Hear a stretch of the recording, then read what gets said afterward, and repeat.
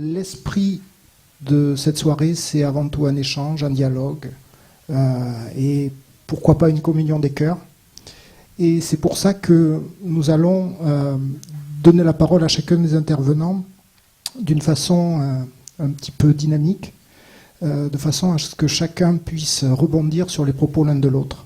Pour commencer, donc, nous donnons la parole à Annick. Merci. Je vous dis tout d'abord bonsoir et vous dire combien je suis heureuse de me retrouver à Avignon avec des visages déjà connus depuis longtemps. Je devais à des amis très chers aussi d'être parmi vous et je les remercie vraiment de tout mon cœur. J'étais venue en particulier pour parler il y a quelques années avec le docteur Jean-Marc Kespi et lui parlait chinois et moi hébreu et on s'entendait très très bien. Alors aujourd'hui, nous allons parler l'un arabe et l'autre hébreu, et je crois qu'on va s'entendre de la même façon. Je l'espère bien. Voilà. Bon, ce thème corps, âme, esprit est un thème évidemment qui demanderait beaucoup plus qu'une petite heure à chacun de parole, parce que c'est un très très grand thème. D'autant plus que l'Occident a perdu vraiment beaucoup le contact avec l'esprit. Je me souviens de cette période tout de suite après la guerre où tous les jeunes partaient, qui en Inde, qui aux États-Unis, chez les Amérindiens, qui en Afrique, etc., pour trouver un souffle que l'Occident avait perdu. Et c'est vrai que ça correspondait à une perte de la conscience de l'Esprit Saint dans le christianisme occidental. Et je me souviens avoir appris mon catéchisme étant petite fille, où c'était que on me disait l'homme est un animal raisonnable, doué d'un corps et d'une âme. L'esprit, il n'en était pas question. Et vraiment, je crois que ça explique en grande partie ce que nous vivons aujourd'hui de si difficile. Peut-être faut-il passer par cette erreur pour aller vers un retournement un jour. Et c'est ce pourquoi nous sommes ici, c'est pour essayer d'amorcer ce retournement des cœurs, pour aller vers le souffle de cet Esprit Saint qui doit nous emmener vraiment vers la totalité de nous-mêmes. Ce va vers toi, l'er lecha, en hébreu, qui n'a jamais été traduit par cette traduction. L'er lecha a toujours été traduit par une redondance, va, quitte ton pays. Et Abraham est parti dans un voyage extérieur et on n'a pas compris du tout qu'il s'agissait du voyage intérieur. Et quand j'ai traduit va, quitte, je veux dire va vers toi, à ce moment-là, évidemment, on a ouvert les yeux sur le voyage intérieur. Et c'est de cela dont nous allons parler, je crois, Fawzi et moi-même, c'est-à-dire de ce voyage intérieur grâce à cette trilogie corps, âme et esprit. Je m'appuie pour cela sur notre mythe fondateur, en vous recommandant d'abord de bien entendre ce qu'il s'agit quand on parle de mythe. Parce que quand j'ouvre un dictionnaire, le mythe, c'est le récit de l'organisation sociale des peuples premiers. Alors c'est assez triste, car il ne s'agit pas de cela du tout. Du grec muein, qui veut dire entrer dans le mystère, le mythe est un récit qui rend compte du mystère de l'être. Et ce mystère de l'être n'a pas de mots pour se dire, il emploie donc les mots en effet de notre langage courant, mais avec la dimension symbolique, on peut vraiment entrer dans ce mystère et essayer de l'approcher. Et c'est ce que nous allons faire. En tout cas, c'est ce que je vais essayer de faire à travers notre mythe fondateur de la Bible. Et c'est pour cela que, dès le départ, c'est mal traduit. On traduit au commencement, Dieu créa les cieux et la terre.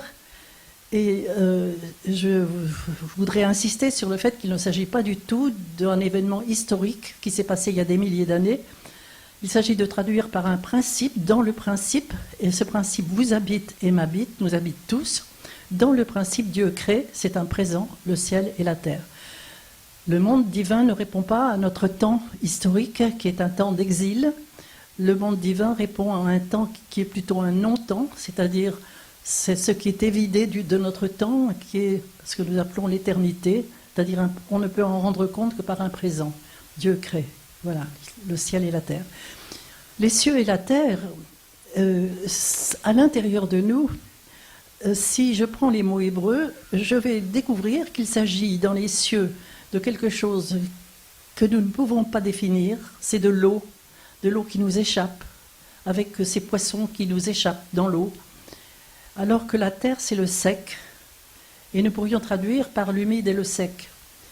En fait, il s'agit là de quelque chose que nous pourrions appeler de l'observable, et puis quelque chose qui n'est pas encore observable. Les Hébreux vont parler de deux temps qui fondent le temps hébreu, qui sont l'accompli et le pas encore accompli. L'arbre de la connaissance n'a rien à voir avec celui du bien et du mal, il est celui de ce qui est accompli et de ce qui n'est pas encore accompli. Et tout va se jouer autour de cela. Et c'est d'autant plus important que les sciences aujourd'hui, la physique quantique, disent que tout morceau de matière, en fait ils ont ce même langage, tout morceau de matière est fait d'un assemblage d'états dont un seul est observable et tous les autres c'est un vide qui contient des énergies potentielles incalculables, dans un nombre incalculable, et ces énergies ont en elles l'information de leur devenir. Donc vous voyez, là il y a toute une dynamique qui est proposée entre les cieux et la terre, il y a toute une dynamique pour que tout ce qui se trouve dans les cieux, un jour devienne observable. Et tout cela est à l'intérieur de nous. Et c'est cela qui va se préciser avec la notion de corps, âme et esprit. Lorsqu'au 6e jour, l'Adam est créé, il est créé mâle et femelle, ce qui veut dire, mâle c'est ce qui est observable, femelle c'est ce qui est justement encore dans les ténèbres. Voilé, c'est ce féminin voilé à l'intérieur de nous, cet autre côté de nous qui n'a jamais été une côte, cet autre côté de nous, en chacun de nous, ce féminin voilé. Et au 6e jour de la Genèse, Adam est cela, mais il ne sait pas qu'il est cela. Et tout le 2e chapitre de la Genèse va consister en ce qu'il y a un processus de différenciation entre Adam et son autre côté, ce côté féminin voilé. Et c'est celui-là, ce côté féminin voilé, qui est toute notre âme.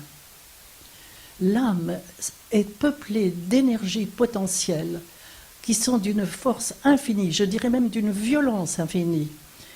Et souvenez-vous, dans les évangiles, le Christ dit le royaume des cieux appartient aux violents, et chacun pour y entrer doit pénétrer sa violence. On va retrouver ça dans les sourates du Coran. Je laisse notre ami Fawzi vous le dire.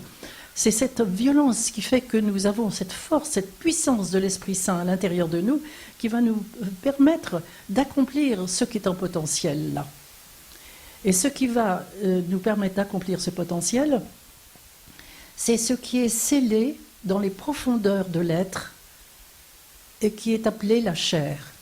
Dieu scelle, dans ce féminin voilé à l'intérieur de nous, Dieu scelle la chair. Or, aujourd'hui, on n'entend plus la chair que comme étant le corps, comme étant la viande. Et il faut que nous comprenions qu'avant tout, cette chair, elle est à l'intérieur de nous. C'est le mot bassar en hébreu, et ce mot bassar en hébreu, peut-être, il est comme une contraction du Bereshit, du premier mot de la Genèse, et on peut aussi le traduire par « dans le prince ». Dans le prince, c'est notre principe, le principe divin fondateur de notre être, qui est à l'intérieur de nous, dans les grandes profondeurs de ce féminin voilé, de ce potentiel qui est à l'intérieur de nous, c'est lui qui contient toute l'information de notre devenir. Parce que ce mot bassar, si je le prononce basser, c'est le verbe informer. Bassara, c'est l'information, les évangiles. C'est toute l'information. Nous avons donc en nous toute l'information de notre devenir. Et lorsque l'homme ne vit pas cette information, et le 3e chapitre de la Genèse nous balance complètement à l'extérieur de nous-mêmes, cette chair est aussi balancée à l'extérieur de nous-mêmes et devient le corps. Et il y a entre le corps et l'esprit, dans nos grandes profondeurs, un lien étroit. Ils résonnent l'un avec l'autre, ils sont étroitement unis. Malheureusement, quand on parle de la chair, aujourd'hui, qui sait qu'il s'agit de l'esprit? Personne. Parce que le diviseur nous divise, nous coupe en deux. Nous sommes coupés en deux. J'ai écrit un de mes livres qui s'appelle comme ça, nous sommes coupés en deux. Parce que notre intériorité est complètement coupée de l'extérieur et nous sommes polarisés uniquement sur le monde extérieur. Voyez-vous? Donc l'esprit, il est celui-là qui relie le corps et l'esprit, enfin le mot bassar, je veux dire, qui relie le corps et l'esprit. Et entre les deux, il y a cette âme qui est d'abord au départ une âme psychique animale, mais que nous avons à travailler, que nous avons à transformer, à transmuter, et qui va devenir l'âme spirituelle, et qui va faire de nous des dieux, car nous sommes appelés à se devenir divins. Voilà, si vous voulez camper mon propos, trop rapidement, malheureusement, parce que nous n'avons pas assez de temps pour développer tout cela, mais je voudrais déjà vous dire avant tout qu'il y a une relation très très étroite entre le corps et l'esprit, et que tous les deux travaillent pour que l'âme se spiritualise, pour que l'âme s'accomplisse totalement, réalise de nous le Dieu que nous sommes en devenir. Voilà, c'est cela que je voulais vous dire pour commencer. Je laisse la parole à Fawzi pour qu'il reprenne cela dans sa tradition à lui. J'ajoute seulement une chose, c'est que très gentiment, cette personne qui m'a présenté vous a parlé de ce travail que nous faisons à Angers, en effet, de cet institut d'anthropologie spirituelle, parce que déjà là, nous avons créé avec une amie nous avons eu trop la conscience qu'aujourd'hui les différentes traditions devaient s'unir au lieu de se vivre en étrangère et en disant c'est moi qui ai la vérité, etc. C'est insupportable. Il est extrêmement important qu'aujourd'hui nous comprenions que l'alliance avec Dieu qui est dressée à la fin du livre de Noé, à la fin du livre du déluge, c'est un arc-en-ciel. Et qu'est-ce que c'est que l'arc-en-ciel? C'est une lumière une qui se réfracte en plusieurs couleurs. Et si vous voulez, nous pouvons voir les traditions comme étant toutes ces couleurs qui portent la lumière une. Et si nous allons dans la profondeur de chaque tradition, nous retrouvons cette lumière une. Et c'est cela que nous essayons de faire au prieuré Saint-Augustin à Angers. Et c'est pour cela qu'apparaissent toutes ces grandes traditions du monde que nous étudions dans la profondeur avec des professeurs qui vraiment nous amènent à cette profondeur, voyez-vous. Et nous sentons vraiment le lien profond qui existe entre toutes ces traditions. C'est pour ça que je suis particulièrement heureuse de parler avec Fawzi ce soir et de parler de ce grand, grand thème, voyez-vous, qui est corps, âme, esprit. Voilà, Fawzi, je te laisse la parole.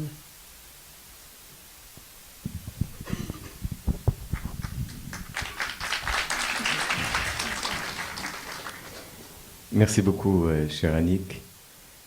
Tout à l'heure, justement, notre ami qui a fait la présentation a dit que ça faisait 30 ans que j'étais dans la voie, et il ne vous a pas échappé que c'était exactement au même moment où je suis né.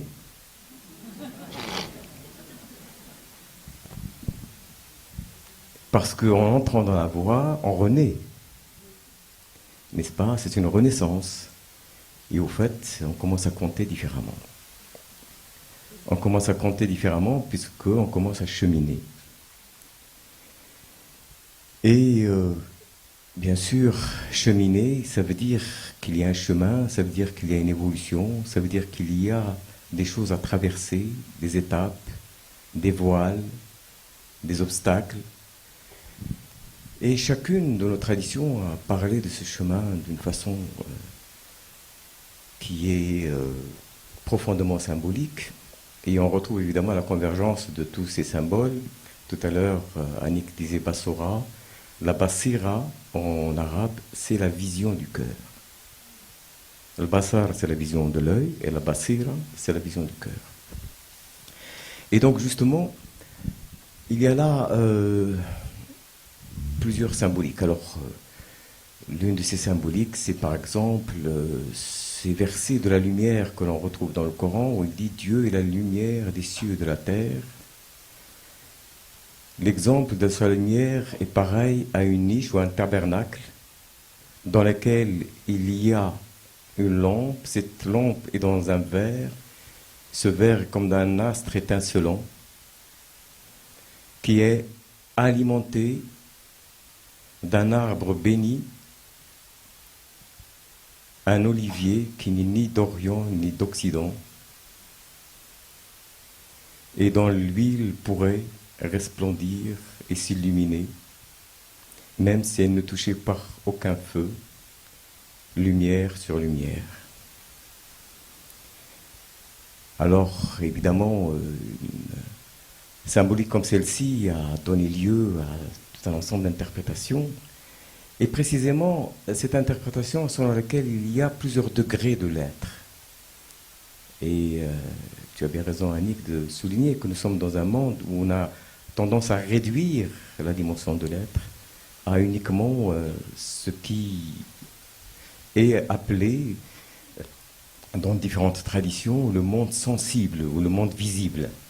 Et on oublie qu'au-delà du visible, il y a l'invisible.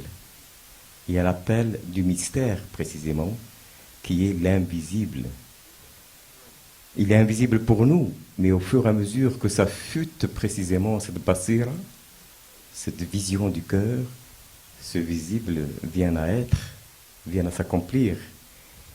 Et il s'accomplit dans une région de l'âme qui est une région particulière. Et que aussi notre monde moderne, dont Bernanos disait, à propos du monde moderne, c'est une espèce d'immense conspiration contre toute forme de vie intérieure. Eh bien, justement, cet espace est celui qu'on appelle le monde des symboles, le monde de l'âme,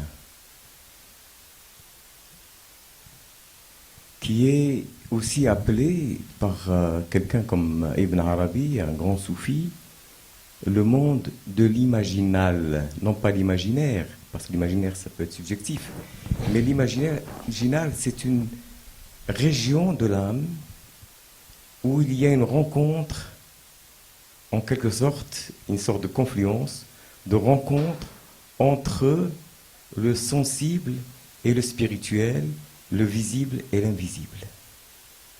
C'est pour cela qu'elle ne peut être exprimée que par des symboles. Qu'est-ce que c'est qu'un symbole?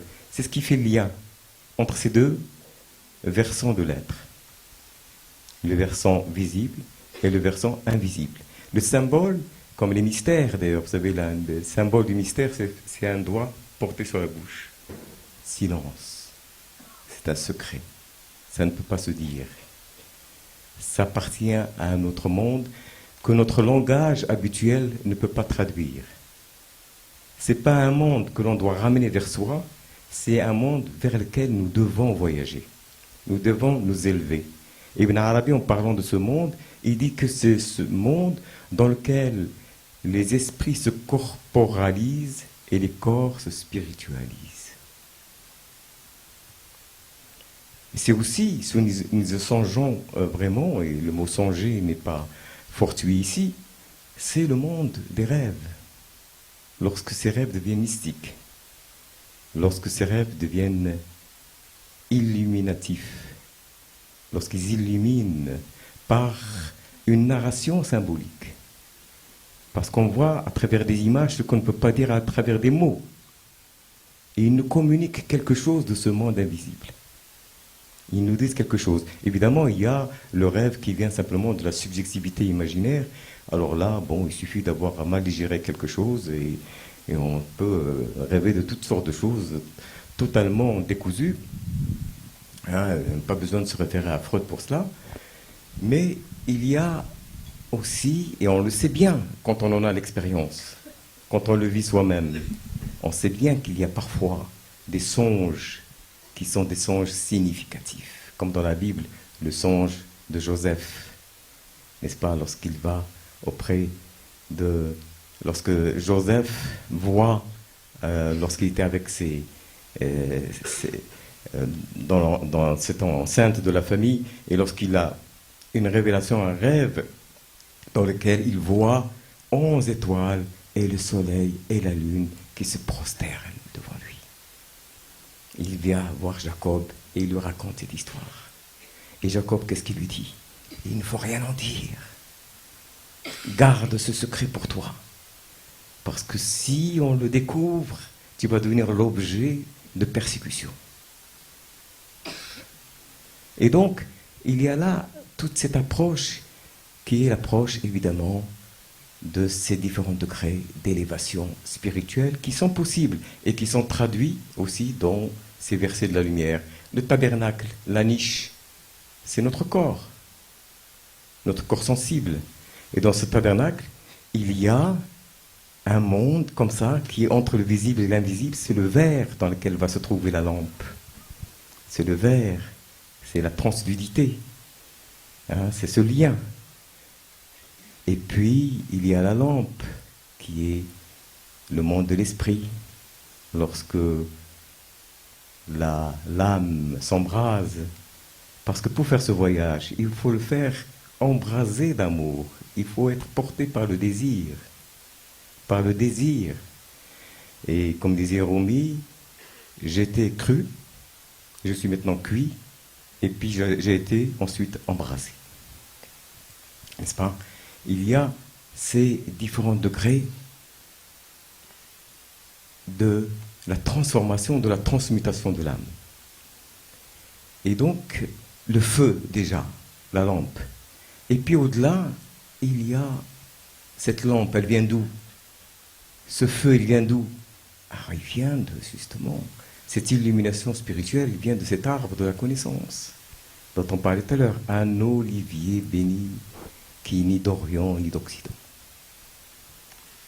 qui est dans une autre dimension, au-delà de toutes les dualités, hein, dans le pôle, et le pôle de l'unification, qui conjoint en lui, comme tout arbre, à la fois la multiplicité de ses rameaux et l'unité de son pôle, n'est-ce pas, dans lequel l'ensemble de ces rameaux viennent se rejoindre.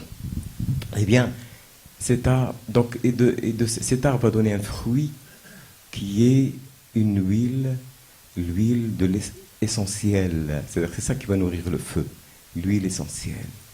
Et alors là, ça c'est l'huile essentielle, elle est en quelque sorte cachée d'une façon occulte dans l'arbre. Elle est potentiellement présente dans l'arbre. Il faut encore aller vers elle et pouvoir la découvrir.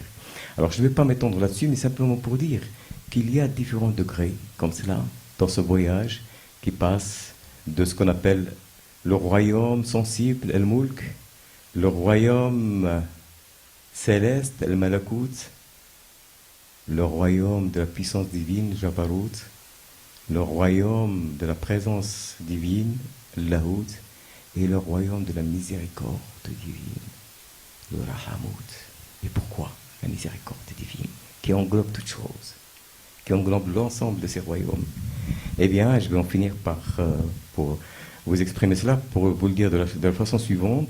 Le royaume de la miséricorde divine réfère à un hadith qudsi, c'est-à-dire un propos qui n'est pas, où Dieu s'exprime, mais il ne s'exprime pas dans le Coran, il s'exprime dans le hadith, c'est-à-dire par la bouche du prophète. Et il dit dans ce hadith, j'étais un trésor caché, comme l'huile cachée. J'étais un trésor caché. J'ai aimé à être connu. J'ai alors créé la création afin que je sois connu par elle. C'est-à-dire que l'objet de tous nos désirs, en tant qu'être humain, l'objet de toutes nos aspirations, de toutes nos quêtes, c'est la réalisation de ce vœu divin en nous.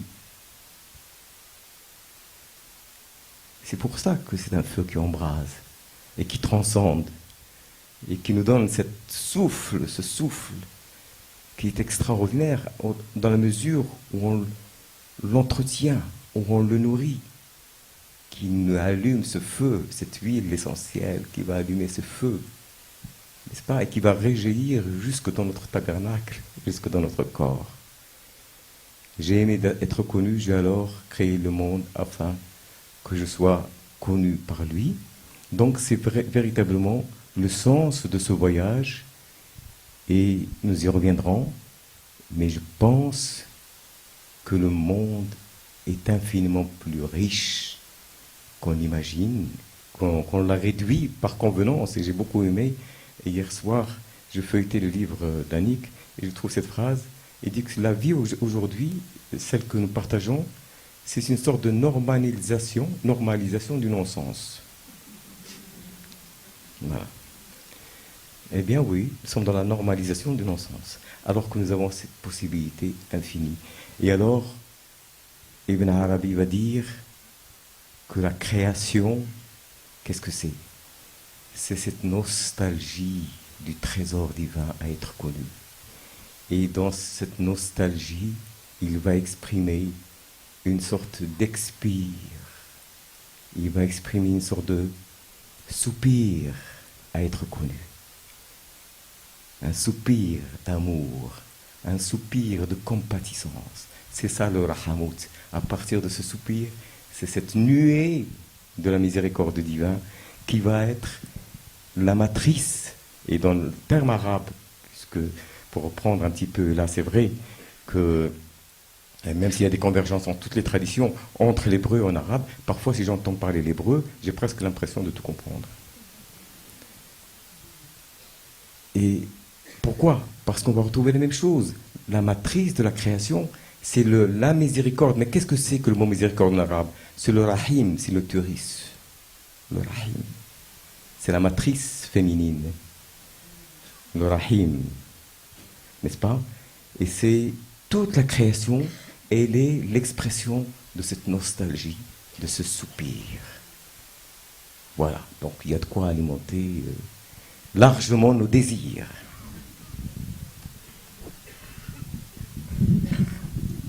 Merci Fawzi.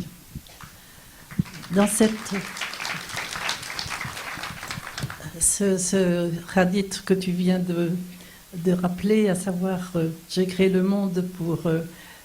et je l'ai souvent entendu avec la traduction pour voir et être vu. Et ce verbe voir me touche d'autant plus que le verbe créer en hébreu, bara, peut être aussi traduit par poser dans le voir. Si bien que Dieu pose l'autre, qui n'est pas autre, car personne ne peut être autre que Dieu. Et cet autre doit revenir à Dieu.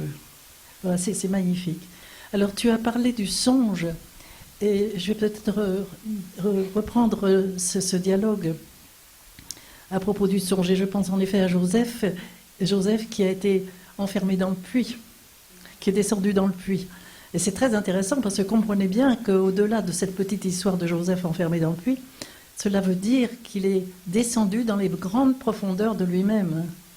Parce que le puits, Baer en hébreu, c'est descendre dans la lumière, c'est-à-dire descendre dans les ténèbres qui sont de la future lumière. Mais il n'y aura pas de lumière si on ne va pas d'abord chercher les ténèbres. Et ce songe de Joseph est extrêmement important, ainsi que tout ce qui va suivre après pour lui. Mais j'avais envie, pour embrayer, de parler surtout de ce songe de Jacob. Et vous vous souvenez que Jacob quitte son père et sa mère, c'est-à-dire il quitte le pays de son enfance, ça veut dire qu'il quitte aussi l'enfantillage et les valeurs premières de la vie, qui sont une bonne morale, c'est bien, c'est mal, tu dois, tu ne dois pas, c'est défendu. Il quitte tout cela parce qu'il y a autre chose qui l'attire. Et sous le symbole de son départ pour chercher une épouse, il commence ce grand voyage. Et le premier soir, il s'endort dans un pays qui s'appelle Luluz. Luz en hébreu veut dire l'amande. Et l'amande, c'est un fruit de lumière, mais qui est entouré d'une coque. Et ce fruit de lumière entouré d'une coque est vraiment le symbole de son être. Son corps est cette coque. Mais il faut qu'il casse cette coque, qu'il la traverse et qu'il aille plus loin en lui-même, qu'il descende dans ses grandes profondeurs pour découvrir autre chose. Et le songe va lui révéler cette autre chose. Le songe est celui-ci, il voit une échelle qui se dresse devant lui et son Seigneur en haut de l'échelle qui l'appelle. Et l'échelle est parcourue par le monde des anges qui montent et qui descendent. Ce que Fawzi a appelé tout à l'heure le malakout. Malchut en hébreu, c'est le même mot. Et le monde des anges, c'est le monde de ces énergies divines créées qui sont des serviteurs pour que nous fassions tout le chemin de monter de cette échelle. Et monter cette échelle implique aussi que nous descendions comme Joseph dans le puits de notre être, c'est-à-dire dans le féminin de l'être, que nous allions nommer toutes ces énergies qui nous habitent pour travailler sur elles. Et ce sont ces énergies-là, d'ailleurs c'est très intéressant parce que là aussi la physique quantique aujourd'hui dit que l'énergie c'est de l'information. Et si ces énergies, nous travaillons sur elles, alors elles deviennent une information. C'est-à-dire que nous montons cet arbre de la connaissance que nous sommes. Cet arbre de la connaissance n'a rien à voir avec un arbre qui est dans un beau jardin à côté de nous. Nous sommes ce jardin à l'intérieur de nous. Ce jardin de jouissance, le jardin d'Éden, ça veut dire le jardin de jouissance. Nous sommes ce jardin. Et au cœur de ce jardin, il y a 2 arbres. Au milieu du jardin, il y a 2 arbres. L'arbre de la connaissance, et c'est celui que nous avons à faire croître à partir de cette semence qui est dans le mot bassar dont je vous parlais tout à l'heure. Bar, c'est la semence, c'est le grain de blé, bar. Et c'est en même temps ce fils de l'homme que nous avons à faire grandir. Et cet arbre que nous avons à faire croître à l'intérieur de nous. Et nous ne pouvons le faire croître que si d'abord la semence accepte de mourir, c'est-à-dire le premier moi, le premier je, l'ego, accepte de mourir pour que renaisse un autre être, une autre dimension de l'être. Alors nous commençons de gravir l'échelle. Et pour cela, nous avons à descendre dans nos profondeurs pour travailler justement cette âme animale dont je vous parlais tout à l'heure et pour croître dans une connaissance nouvelle. Et chaque échelon de cette échelle nous amène à une connaissance nouvelle. C'est vous dire que tant que nous restons à l'horizontale, comme nous le sommes aujourd'hui, nous n'avons qu'une connaissance extrêmement limitée, très limitée des choses. Et c'est lorsque nous commençons de faire cette grande ascension de l'échelle que tout à coup, nous voyons les choses dans le cœur. Nous voyons, par exemple, dans mon expérience personnelle, je lis le texte hébreu et tout à coup je vois ce qu'il veut dire.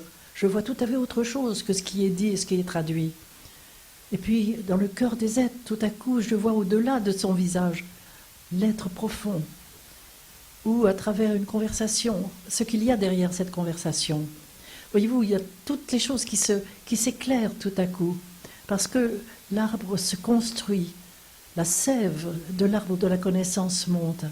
Elle est appelée par la sève de l'arbre de vie qui vient d'en haut.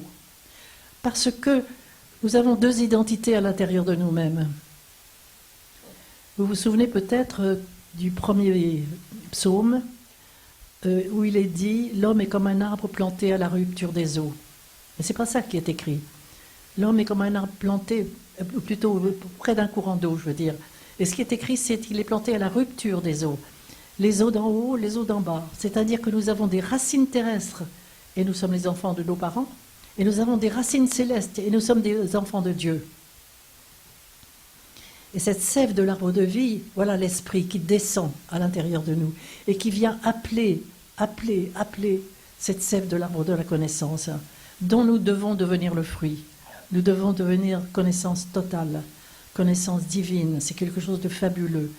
Et ça demande ce travail justement de descendre, puis de monter, de redescendre à l'intérieur de nous et de remonter. Et cela implique ce que, aussi bien dans la tradition soufie que dans la nôtre, ça implique une deuxième naissance. Vous vous souvenez peut-être, dans les évangiles, Nicodème vient trouver le Christ et lui dit « Que faut-il faire pour entrer dans le royaume ?» Et le Christ lui dit « Si tu ne renais de l'eau et du feu, tu ne peux entrer dans le royaume. » Mais comment? Je suis déjà sorti du ventre de ma mère, je ne peux pas y rentrer. Tu es docteur en Israël et tu ne connais pas ces choses. On peut avoir tous les diplômes, mes amis, et ne rien connaître. On ne peut connaître que par cette voie de l'expérience intérieure, dont la seule arme est l'amour.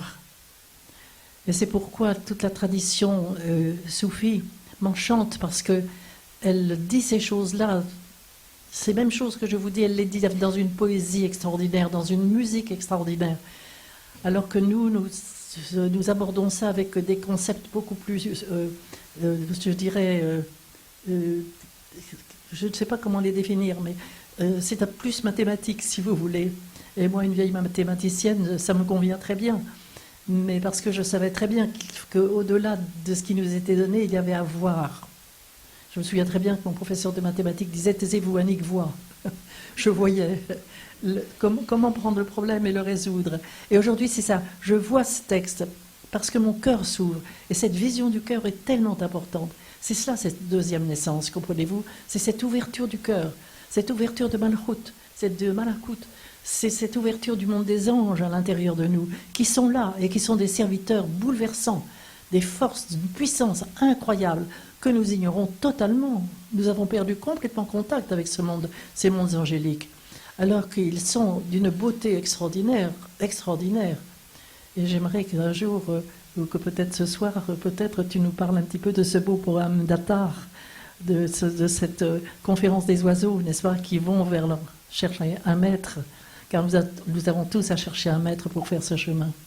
peut-être tu peux prendre le relais là. Merci Annick. Ben, on l'a vu tout à l'heure, donc on prenait un café, cet ouvrage qui s'appelle Le langage des oiseaux, et qui a été traduit merveilleusement par une amie commune, qui est Lélie Alvar, dans un très très beau livre, avec des très belles iconographies, et qui parle de ce voyage des oiseaux, lorsque un jour la huppe, le Hudhud, qui est un personnage qu'on retrouve dans le Coran d'ailleurs avec le prophète Salomon, réunit tous les oiseaux et leur dit: il est temps maintenant que nous allions à la rencontre du roi des oiseaux. Qu'est-ce que c'est que le roi des oiseaux? C'est-à-dire soi-même, sa potentialité dans son expression la plus grande, la plus majestueuse, la plus élevée. Et alors, bon, finalement, elle arrive à convaincre un certain nombre d'oiseaux à faire ce chemin. Ils passent ensemble par plusieurs vallées. Et dans chacune des vallées, il y a à nouveau une sorte de parlementation.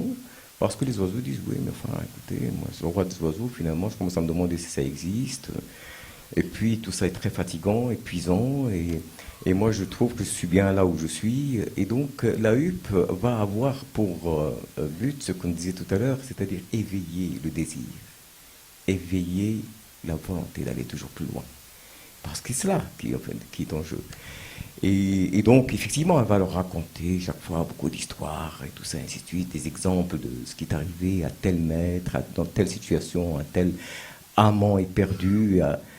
Et donc, ça va leur donner le courage d'aller passer donc de la première vallée, qui est la vallée de la quête, passer ensuite à la vallée de la perplexité, passer ensuite à la vallée de la liberté, aller ensuite à la vallée de la connaissance, à la vallée de l'amour, à la vallée de l'unité, et ainsi de suite. Ils vont traverser comme ça un petit peu ces mondes dont on a parlé, ces différents degrés de l'être, et qui finalement, sous une forme ou une autre, vont être exprimés de façon symbolique pour parler du voyage de l'âme. C'est tout de même assez extraordinaire que s'il y a quelque chose de permanent dans l'histoire des cultures humaines, depuis l'aube ou la nuit des temps, comme on veut, eh bien, c'est cette quête. Et le symbole de cette quête, les traces de cette quête. Chacun nous l'a raconté à sa manière. Chacun s'est demandé comment on traverse le voile de la mort, comment on traverse le voile du corps, et comment est-ce que l'esprit continue de voyager. Soit qu'on le fasse par le fait de mourir d'une façon symbolique, et c'est ça le travail spirituel, c'est-à-dire c'est de mourir pour renaître, pour mettre cette graine de sénévé dont parlait Jésus, et donc pour ensuite renaître dans le royaume des cieux, dans un autre degré d'être. Eh bien, ils vont tous, tant bien que mal, ils vont arriver un petit peu ébouriffés, ils ont perdu pas mal de plumes, ils sont un peu assommés, mais ils arrivent à au 7e degré qui se trouve en Chine. Et alors, lorsqu'ils arrivent, parce que l'oiseau fabuleux s'appelle en persan la simorgue. Mon amie Lélie insiste pour que je dise la et non pas le. Parce qu'elle dit que c'est ce qui correspond au mot persan. La simorgue. Et d'ailleurs, je crois qu'elle a raison, on verra pourquoi. Eh bien, ils arrivent devant une sorte d'énorme voile et on leur dit: voilà, vous êtes arrivés au bout du chemin et derrière ce voile, vous allez découvrir la simorgue. Alors vous imaginez donc, à la fois ils sont totalement épuisés, mais totalement dans l'espérance. Et puis ils vont se disposer, ils sont plus que 30 oiseaux, ils vont se disposer comme ils peuvent, et le voile va se soulever, et qu'est-ce qu'ils trouvent devant eux? Un immense miroir. Et ils vont se voir dans ce miroir, et leur disposition va dessiner les traits d'un oiseau fabuleux. Les 30 oiseaux, d'ailleurs le terme étymologiquement, la simorgue veut dire, la si-morgue en persan veut dire 30 oiseaux. 30 oiseaux. Donc ils vont se découvrir eux-mêmes, se révéler à eux-mêmes au bout de ce voyage. Et évidemment, c'est de multiples façons. Nous avons parlé de poésie, il s'agit là d'un récit, d'une poésie de ce monde qui a porté une mystique magnifique, le monde persan aussi, avec ses grands poètes, avec Hafiz, avec Rumi et avec Attar, en l'occurrence, et qui donc parle de ce désir sans cesse alimenté de l'âme.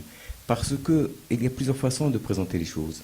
En fin de compte, peut-être que la seule chose qui soit vraie, c'est qu'il n'y a que notre conscience des choses qui change. Tout est là déjà. C'est simplement notre regard. Et là, je rejoins ce que tu disais, le voir. Hein, la révélation du miroir. J'ai créé le monde afin d'être connu par lui. Qu'est-ce que c'est que le monde? C'est que Dieu va se révéler dans le miroir. Le trésor va se révéler dans le miroir. Et on pourrait le découvrir, se révéler dans le miroir. Donc, finalement, d'une certaine façon, il n'y a que cela qui soit vrai. Mais il faudrait que nous puissions encore en prendre conscience et le réaliser. Les soufis disent, il nous est voilé à nous par l'excès de sa proximité. Et donc, c'est comment réaliser le fait de ce chemin. Un autre, puisque tu aimes bien la poésie annique, Soufi disait, j'étais entre moi et moi-même, voilé à moi par moi-même, et celui que j'aime vraiment n'a jamais cessé d'être ma source et mon esprit. Donc il y a toujours finalement ces récits symboliques qui jouent sans cesse entre comment est-ce que le duel, le multiple, finit par devenir un, finit par se réaliser dans le un. Et c'est intéressant d'ailleurs que le deuxième degré que j'ai évoqué tout à l'heure, il a été évoqué comme le monde de la perplexité. C'est-à-dire ce monde où notre raison ordinaire est obligée de baisser garde, hein, de poser les armes parce qu'il y a quelque chose qui est de l'ordre de la contradiction qu'elle n'arrive pas à s'expliquer, mais qui est pourtant vraie. C'est là où une chose peut paraître à la fois debout et assise, ouverte et fermée, enveloppant et enveloppée, parce que finalement toutes ces catégories ne sont que la catégorie de notre raison habituelle pour décrypter le monde, notre environnement habituel. Mais dès qu'on commence à s'élever dans le monde de l'esprit, on s'élève dans le monde de la perplexité. On peut le dire d'une façon plus poétique, en disant dans le monde de l'émerveillement. Parce que l'émerveillement, c'est une forme de perplexité. Mais disons que la perplexité, l'émerveillement, on peut se dire, bon, c'est quelque chose d'un peu de sympathique. Mais parfois, la perplexité, c'est une nécessité intérieure. C'est quelque chose qui nous saisit. Et une nouvelle conscience qui est appelée à être. Quelqu'un est venu trouver un maître soufi, il lui a dit, écoutez, avant de vous rencontrer, je savais à peu près ce qu'il fallait faire. Et là, ça va plus du tout. Ça va plus du tout. J'arrive plus à rien faire. Je suis perplexe du matin jusqu'au soir. Alors, il ne lui a pas répondu en lui donnant une recette, hein, en lui disant voilà ce qu'il faut contre la perplexité. Il lui a simplement dit la chose suivante: détends ton esprit et apprends à nager.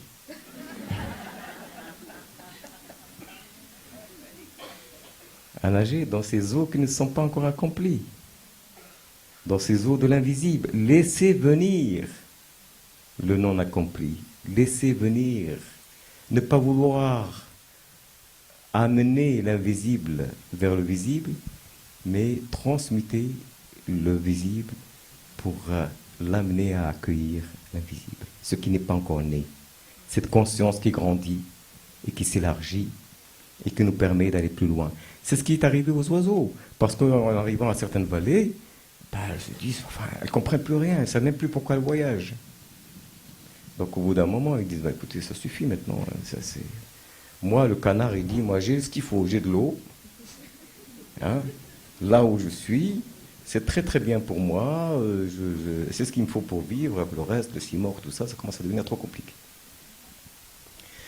Et donc il faut sans cesse embraser, sans cesse expliquer que c'est vraiment quelque chose qui vaut le voyage. Que c'est vraiment la seule chose nécessaire, puisque c'est l'accomplissement du désir divin lui-même dans notre humanité. Il n'y a rien de plus important que cela.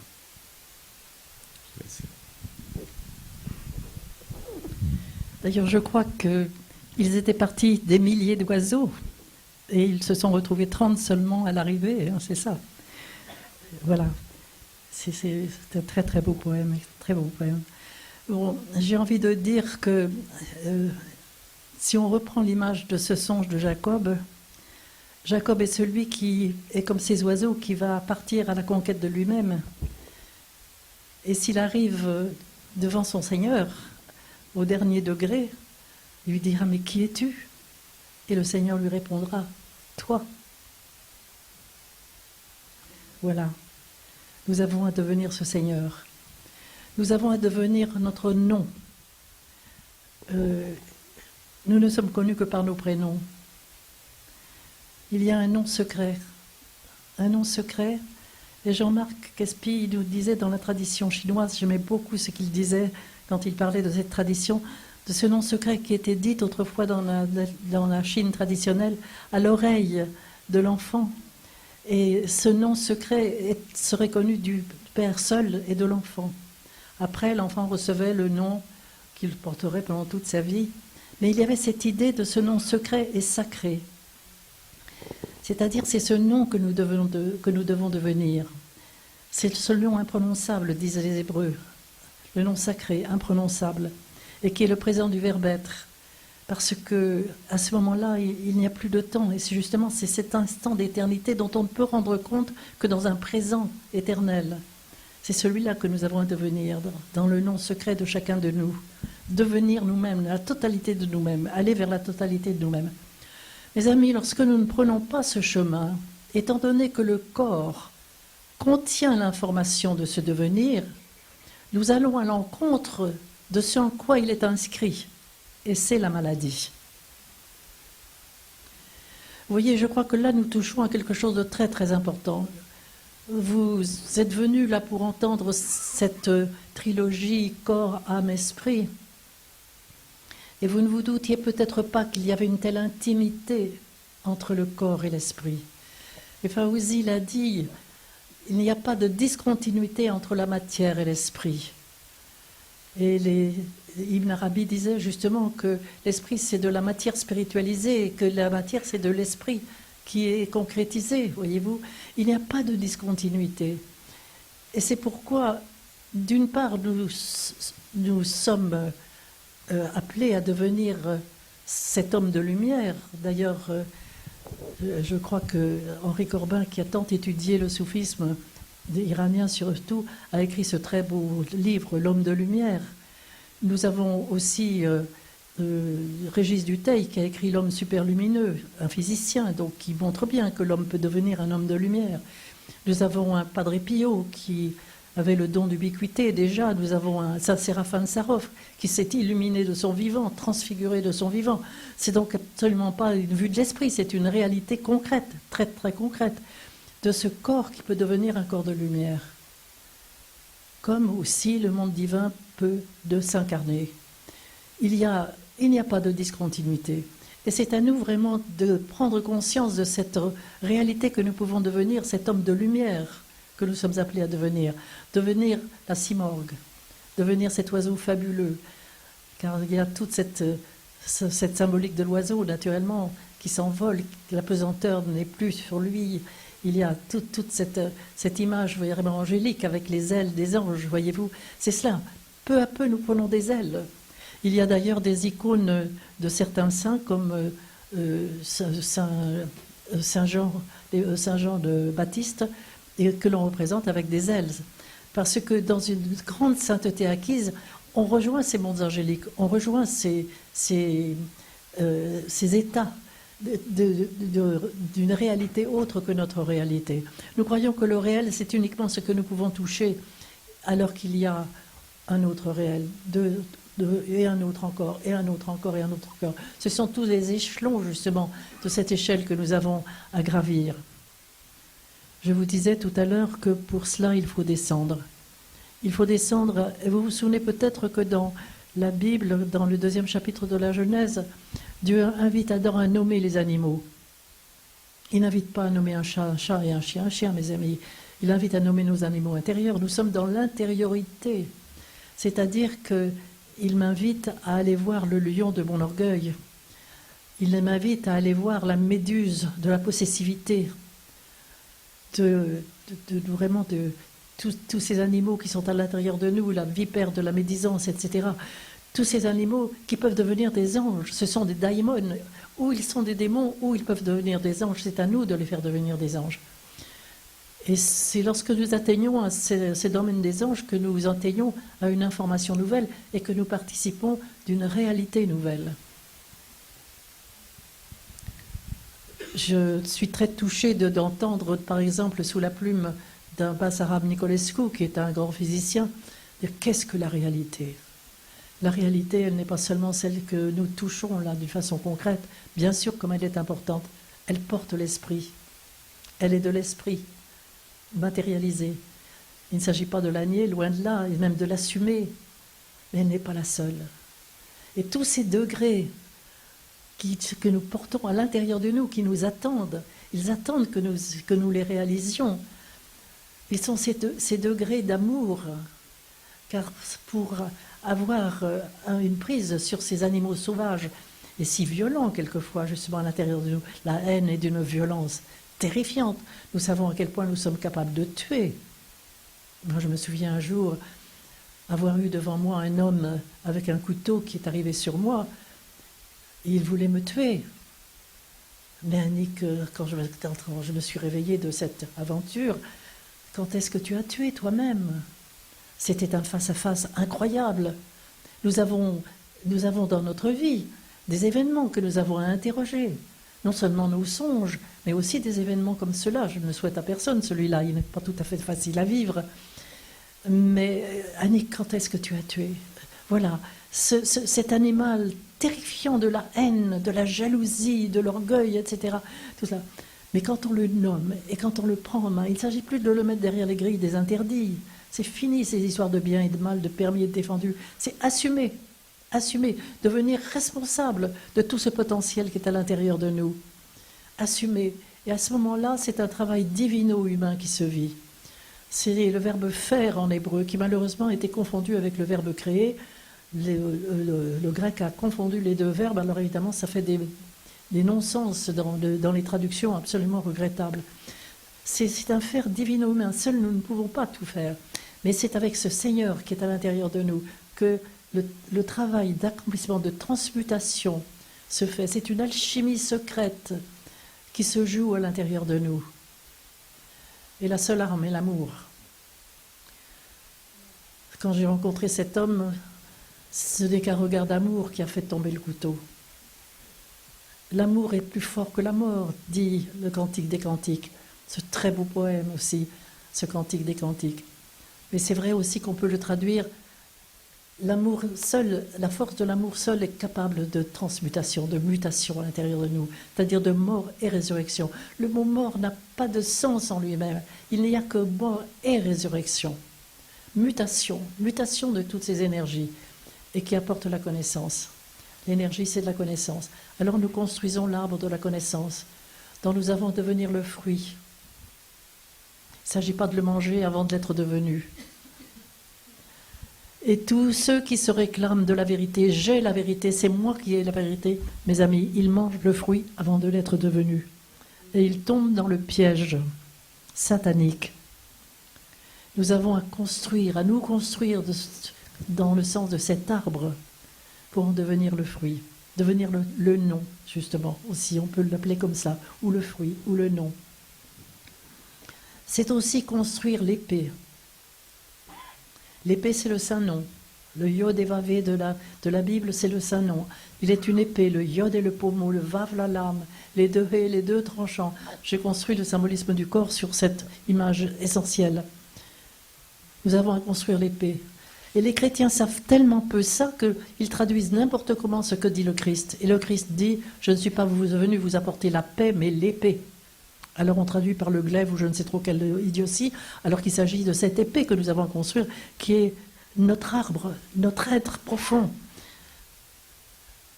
dont le pommeau est justement cette tête amoureuse. C'est la tête du simorgue, c'est de la simorgue, pardon. C'est cette tête que nous avons à devenir, notre dimension seigneuriale.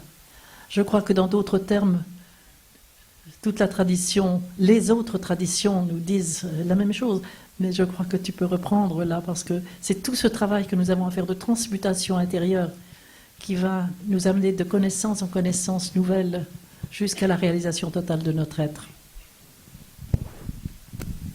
Merci Annick. J'aimerais reprendre ici le symbolisme justement du miroir.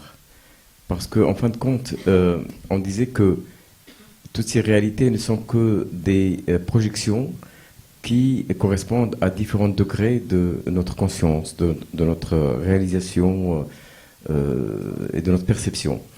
Et au départ, alors, on peut reprendre des choses un petit peu avec une autre terminologie, qui sont les différentes formes du moi, hein, le moi, notre ego, hein, qui se transmute, qui se transforme. Et j'aimerais mettre ça, en t'entendant, en relation avec cette question du moi et de la prise de conscience de notre moi. Alors il y a un degré où on n'a pas du tout conscience du moi. Hein, il est là, il est maître chez lui. Hein, il fait ce qu'il veut, il décide ce qu'il veut, on n'en a pas conscience. Et les soufis appellent ça le moi despotique. C'est l'ego, le vrai, quoi. Hein, celui qu'on ne voit que chez les autres. Et donc on est totalement innocent, nous, de quoi que ce soit, de ce qui est en rapport avec cet ego-là, bien sûr. C'est pas ce que tu disais à l'instant, n'est-ce pas? On ne voit le meurtre, ou les envies de meurtre, ou les envies d'étrangler que chez les autres, hein, ou les envies de jalousie, ou les envies de domination, que chez les autres. Eh bien, il y a un premier travail qui est précisément lorsque il y a ce premier rapport avec le miroir. Hein, lorsque le miroir qui est ici, le miroir de la conscience, c'est-à-dire prendre conscience de voir, c'est pas voir la forme de son moi. Alors c'est un premier degré, et donc on commence un petit peu à voir, hein, toute cette jungle, hein, vraisemblable, tous ces animaux symboliques, même pas les vrais, hein, parce que les vipères ne font rien d'autre que des vipères, hein, on ne peut pas les reprocher. Hein, mais la vipère symbolique, c'est celle qui veut faire du mal, c'est pas le symbole, hein, je veux dire, c'est celle qui veut attaquer autrui, ainsi de suite. Donc on voit un peu toutes ces images un petit peu, qui sont nos démons intérieurs, et à partir du moment où on commence à les voir, évidemment, on a deux choses l'une. Ou bien on a cette volonté de se confronter et d'aller dans le fond du puits, et de se confronter à ces ténèbres et à ces obscurités, et ce qui est très difficile, mais néanmoins extrêmement salutaire. Et donc c'est en passant par le puits qu'on finit par ensuite aller en Égypte et puis revenir auprès de Jacob et de ses frères. On a reçu toute une évolution dans laquelle il va voir se réaliser son fameux rêve des 12 étoiles, des 11 étoiles, c'est-à-dire ses frères, et du soleil et de la lune, son père et sa mère, qui viennent s'incliner devant lui lorsqu'il va être le conseiller de Pharaon en Égypte. N'est-ce pas? Et donc il y a là ce passage. Il y a le fait de se voir. Ensuite, il y a le deuxième degré, qui est ce qu'on appelle la conscience morale. Alors c'est vrai que c'est pas très agréable, mais enfin c'est quand même un degré supérieur, hein, à la conscience despotique. Voilà. C'est un peu moins agréable pour nous, mais un peu plus agréable pour autrui, n'est-ce pas, que d'avoir conscience qu'il y a des règles morales et que parfois il faut renoncer à ma propre volonté, renoncer à mon désir de domination, renoncer à mon désir de cupidité, à mon désir d'envie, pour laisser la place à autrui. Et donc il y a ce qu'on appelle l'âme qui s'admoneste, qui se blâme. Elle a cet aspect culpabilisant qu'on n'aime pas beaucoup, mais enfin qui est quand même, disons, du point de vue de notre humanité, à un degré supérieur à la loi de la jungle. N'est-ce pas? Et il y a le bien et le mal. Donc on considère qu'il y a à faire la part des choses et qu'on peut renoncer à certaines choses si on pense qu'elles peuvent être préjudiciables à autrui. Et puis alors, il y a un troisième degré qui est le degré dont on a parlé tout à l'heure et qui lui va se situer justement dans cet autre degré, ce mital, c'est ce monde de l'imaginal dont on a parlé tout à l'heure. Alors il y en a d'autres, enfin, on va peut-être pas trop s'étendre, mais ce degré-là, c'est celui de l'âme inspirée. L'âme inspirée. Tout ça, ce sont des éléments de versets que l'on trouve à différents endroits dans le Coran qui parlent chacune de ces typologies de l'âme humaine et de sa transmutation, de sa transformation. Nafs al-mulhama, l'âme inspirée. Et l'âme inspirée, ça veut dire quoi? Ça veut dire que nous sommes arrivés à un degré de conscience et de vision dans le miroir, dans ce processus du miroir. C'est-à-dire la révélation à soi. Cette capacité de pouvoir prendre conscience de tout ce qui nous habite. Et donc d'être arrivé à ce niveau de conscience et de révélation à soi, où ce n'est pas par notre réflexion, ce n'est pas par notre pensée, ce n'est pas par nos déductions, mais c'est par une intuition spirituelle, quelque chose qui nous vient d'en haut. Nous sommes déjà dans le monde de l'imaginal. Quelque chose qui nous vient, que l'on comprend. Comme lorsque, par exemple, on parlait de l'inspiration des songes, n'est-ce pas? Le songe est un lieu de l'inspiration. C'est un lieu où ce que l'on comprend, c'est pas en prenant un petit peu les choses et en les déconstruisant un par un qu'on va interpréter un songe. Un songe, c'est d'abord une intuition. C'est ça que ça nous révèle. Ça nous dit, ça nous délivre tel message. Ça nous ramène à telle chose. C'est-à-dire qu'on comprend par un autre processus que celui de la raison habituelle, par un processus de ce qu'on appelle pour employer un mot un peu philosophique, l'herméneutique, c'est-à-dire de conduire quelque chose de son sens apparent à son sens spirituel. La reconduction, c'est ça le symbole. Le symbole, c'est d'aller de ce que l'on voit, on est reçu par quelqu'un, pourquoi pas, ça peut arriver par Jésus, ou par Marie, ou par un des prophètes. Il y a beaucoup de gens qui font ce type de rêve, et qu'il y a quelque chose qui se délivre. Il y a un message. Et donc, ce message-là, on va le ramener, parce qu'on l'a compris par le cœur avant même de l'avoir compris par notre cerveau. C'est quelque chose qui va nous inspirer. Mais aussi dans le monde de tous les jours, je crois que, en quelque sorte, même l'approche littéraire, l'approche artistique, c'est une recherche de cette intuition.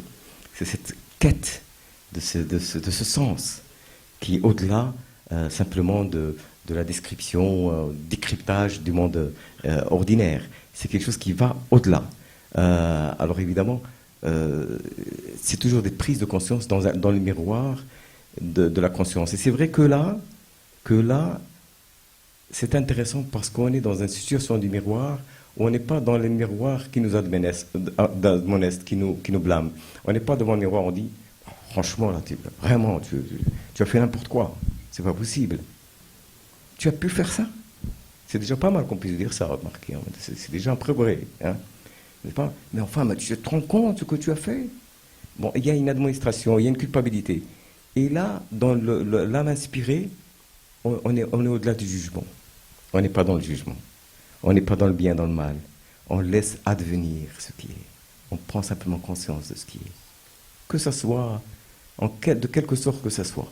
Que ça soit quelque chose de lumineux ou de ténébreux, on le voit comme on le voit dans un miroir. On est plus identifié au miroir qu'on en est aux événements qui se passent dans le miroir. Vous voyez un peu la progression? Il y a là quelque chose qui est de l'ordre de l'établissement dans la conscience pure qui ne fait qu'accueillir ce qui est sans jugement. Et par cette capacité à accueillir, et c'est cela qui est important, par cette capacité à accueillir, ça devient cette capacité à transfigurer, à transmuter, à transformer. Parce que les choses un petit peu comme un peu dans les histoires, les fables et tout cela, le crapaud qui se transforme en prince, n'est-ce pas? Hein, c'est un peu ça. On laisse le crapaud faire ce qu'il veut, n'est-ce pas? Et puis au bout d'un moment, par le simple fait de l'accueillir, il y a une transmutation. Il y a on n'est pas dans l'identification à ce que nous sommes en train de vivre. On est dans la contemplation. C'est bien parce que cette phase-là, elle est la phase contemplative par excellence. Et donc c'est évidemment à partir de cette phase-là où il va y avoir la contemplation de décontemplation, c'est-à-dire lorsqu'on va commencer à pressentir la présence du divin en soi. Lorsqu'on va commencer à le ressentir. Lorsqu'on va commencer à le goûter. Rabia al-Adawiya, une grande femme soufie, disait « Celui qui goûte sait de quoi il s'agit, et celui qui ne fait que décrire, il ne sait pas de quoi il parle. » N'est-ce pas? On va commencer à goûter. Il n'est nulle part une autre poésie soufie, il est pourtant toute chose. Celui qui le contemple vraiment ne se relève pas de son ivresse. Alors, l'ivresse, c'est quoi? C'est la transformation de la conscience. N'est-ce pas? C'est que, quand on est ivre, on voit les choses un peu différemment. On ose ce qu'on n'ose pas. N'est-ce pas? On dit ce qu'on ne dit pas. On trouve de l'audace. On trouve c'est pas pour encourager l'ivresse, pas du tout. Mais c'est pour parler du fait que très souvent, il y a des analogies. On utilise des analogies, c'est-à-dire on parle de l'ivresse, et c'est cela, c'est du sensible au spirituel. Il y a toujours cette affinité entre le sensible qui renvoie à sa signification spirituelle. Donc l'ivresse de l'âme, l'ivresse spirituelle, c'est précisément ce degré de transmutation. Et là, on n'est plus simplement dans le bien et le mal habituel. Quelqu'un est venu voir Rabia, dont je parlais tout à l'heure, et lui a dit « Rabia, ça fait 20 ans que je n'ai pas commis le moindre péché. » Alors elle a regardé et lui dit « Mais mon cher ami, ça fait 20 ans que je ne fais que ça. Et je ne t'en rends même pas compte. » Ah bon? Disons que c'était un peu surprenant, c'est pas tout à fait, il pensait qu'il allait être plutôt remercié. Enfin, en tout cas, félicité. Et il lui a dit « Ah bon, pourquoi ?» Il dit « Ça fait 20 ans que tu es content de toi. Ça fait 20 ans que tu es dans la suffisance. Ça fait 20 ans que tu te crois meilleur que les autres. Et ça, ce n'est pas le péché du corps, c'est le péché du cœur. C'est le péché de l'âme. C'est-à-dire qu'on est là dans quelque chose qui est de l'ordre de la transmutation. De la transmutation. Donc tout cela est un chemin subtil. C'est pour cela que c'est vrai que quelquefois, et dans toutes les religions, l'islam, malheureusement, en ce moment, il a son quota. N'est-ce pas? Parce qu'on a les aberrations les plus incroyables faites au nom de l'islam. Et faites au nom de la religion, d'une façon générale. Les plus invraisemblables, les plus inhumaines, les plus aberrantes, les plus terribles. Bon, c'est comme ça. Il y a des phases dans les religions où on a vu d'autres religions dans d'autres moments, dans d'autres époques, et par certaines circonstances, trouver ce type de dérive invraisemblable et d'inversion du sens. C'est précisément le sens même du processus démoniaque, c'est prendre quelque chose qui est sacré et de l'inverser, de lui donner un sens inverse de ce qu'elle représente précisément. Mais enfin, bon, ça, c'est parce que, pourquoi? Parce que toutes les religions, toutes les philosophies, toutes les sagesses, aussi importantes qu'elles soient, ne pourront jamais se substituer à notre responsabilité. On peut toujours faire de la chose la plus belle qu'elle soit une œuvre de profanation. Et donc, l'homme reste libre.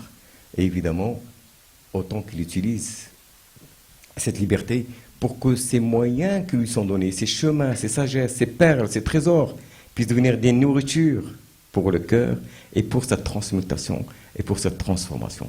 Et c'est pour cela qu'on voit malheureusement ce qui est en train de se passer en Irak ailleurs, d'absurde, du summum de l'absurde. Mais enfin, c'est ce même islam qui a donné Rumi, qui a donné Hafid, qui a donné Rabia. C'est pour dire que la question, elle est en nous. Elle restera toujours dans notre responsabilité.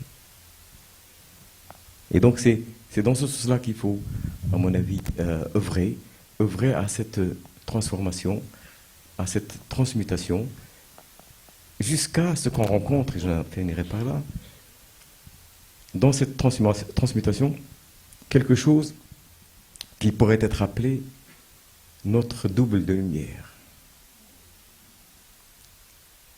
Parce que notre âme, eh bien, elle porte ce double-là. Et dans la tradition soufie, on l'appelle Al-Fatah, le jeune homme, c'est-à-dire la force et la vigueur de l'âme, qui échappe à la temporalité, qui devient atemporelle, et qui devient ce double de lumière, c'est-à-dire ce qui va incarner précisément les valeurs inverses de celles qu'incarnait notre cher ego despotique, parce qu'il serait arrivé à réaliser cette transmutation. Et ce fatah, eh bien, c'est un peu comme dans l'histoire, une belle histoire d'ailleurs, on se racontait ça avec Annick, parce qu'Annick est bretonne, hein, et que moi je ne suis pas breton. Mais il se trouvait que j'étais en Bretagne il y a quelques années, invité par un ami, et je suis sorti me promener en voiture avec mon épouse, et puis après on a vu une petite pancarte qui nous a intrigués, la chapelle aux 7 saints. La chapelle aux 7 saints, c'était à 6 km, bon, c'est parfait, on va y aller. Donc on est allé dans cette chapelle, il y a une petite route serpentante comme ça, il y a un ruisseau, c'est très très joli, c'est magnifique. Et on est rentré dans cette chapelle, il y avait comme une iconographie de 7 saints, comme ça, sur le fronton à l'intérieur. Et lorsqu'on est sorti, on voyait une sorte de lieu, de caverne celtique, apparemment avec un dolmen ou quelque chose de ce type. Et il y avait un texte qui était écrit, où j'ai appris, ce que je ne savais pas, mais qu'Annick savait fort bien, que c'était un lieu de pèlerinage islamo-chrétien. Et que ce lieu, tous les ans, a été fondé comme un lieu de pèlerinage de chrétiens et de musulmans par un grand orientaliste français qui est Louis Massignon. Louis Massignon est quelqu'un qui était profondément chrétien, mais qui avait aussi une passion pour l'islam et pour le soufisme. Les deux. Et il a écrit des œuvres très très importantes, très intéressantes, hein, sur le soufisme, et notamment sur un grand soufi qui s'appelle Al-Hallaj. En tout cas, ce lieu, alors pourquoi Louis Massignon a été trouvé ce lieu qui n'est probablement même pas sur la carte, pour décider qu'il va en faire un lieu de pèlerinage? Eh bien parce qu'il a pensé, d'après les recherches qui étaient les siennes, que cette histoire des 7 saints, c'est une histoire chrétienne qui a été transmise aux chrétiens par les musulmans. Et c'est ce qu'on appelle les dormants d'Éphèse. Vous savez, Éphèse, c'est en Turquie. Hein? Et les dormants d'Éphèse, qu'est-ce que c'est les dormants d'Éphèse? C'est une histoire que l'on trouve dans le Coran, qui s'appelle le Kahf, la caverne, et qui parle de ces jeunes hommes chrétiens à l'époque, la byzantine, qui ont été persécutés par leur roi qui voulait donc qu'ils renoncent à leur foi et qui se sont réfugiés dans une caverne et qui se sont endormis et par une sorte de miracle, ils se sont endormis pendant 3 siècles. On les appelle les jeunes hommes, fitiennes. Ils se sont endormis pendant 3 siècles. Alors évidemment, quand leur chien aussi d'ailleurs, il n'était pas loin, il faisait partie de l'expédition. Et lorsque ils se sont réveillés, ils se sont dit, on a dormi combien de temps? Je crois qu'on a dormi 1 jour ou 2. Et donc ils envoient l'un d'eux, ça c'est pas cette dernière partie n'est pas dans le Coran, mais dans certains commentaires, hein, vous verrez le chapitre de la caverne. on voit l'un d'eux qui amène des espèces, comme on l'appelait, drachmes à l'époque, hein, de l'époque romaine ou byzantine. Il a dû amener un truc pour acheter quelque chose à manger. Évidemment, les gens l'ont regardé avec des yeux effarés. On dit, mais d'où tu sors, toi? Mais, tu ramènes ces pièces, mais ça n'existe plus depuis des siècles, n'est-ce pas? Donc il a réalisé qu'il avait changé de siècle. Alors évidemment, tout cela peut être à la fois un miracle, parce qu'il y en a, mais aussi le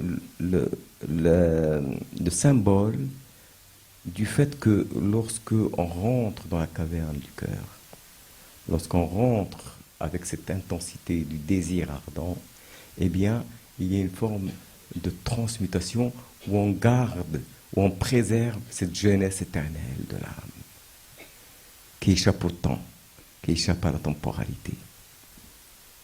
N'est-ce pas? Cette jeunesse de l'âme qui échappe à la temporalité. Voilà. Et ça veut dire que il y a, d'une certaine façon, la possibilité, dans notre époque, dans notre vie, dans notre temporalité humaine, de mourir et de renaître dans l'éternité.